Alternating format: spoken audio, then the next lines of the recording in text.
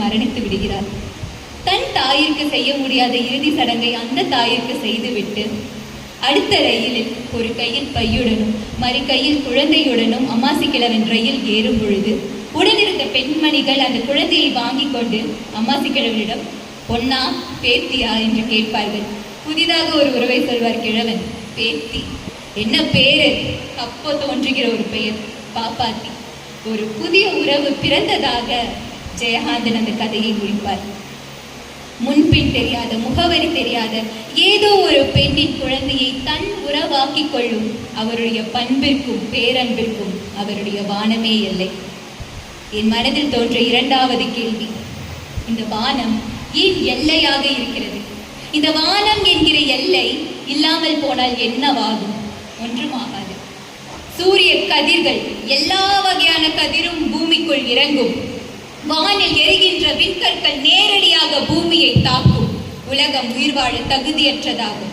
முற்றிலுமாக சொல்ல வேண்டும் என்றால் பூமி வான்வெளியில் தொலைந்து போகும்.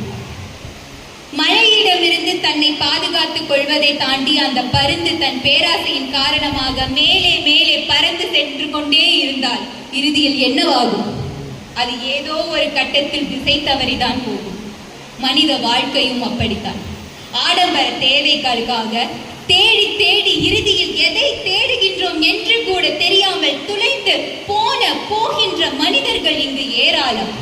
கண்ணில் தெரியும் பொருளினை கைகள் கவர்ந்திட மாட்டாவோ? மண்ணில் தெரியுது வானம் மதனம் வசப்படல் ஆகாதோ? எண்ணி எண்ணி பல நாளும் முயன்றும் இறுதியில் சோர்வோமோ?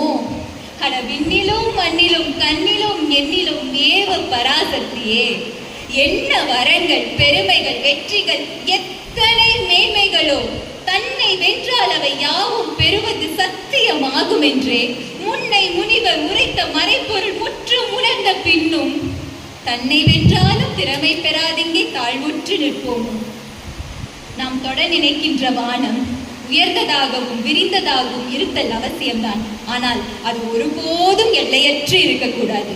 இறுதியில் அந்த வானமே எல்லையாக இருக்க வேண்டும் என்று கூறி வாய்ப்பு தந்தமைக்கு நன்றி பாராட்டி விடைபெறுகிறேன். நன்றி, வணக்கம்.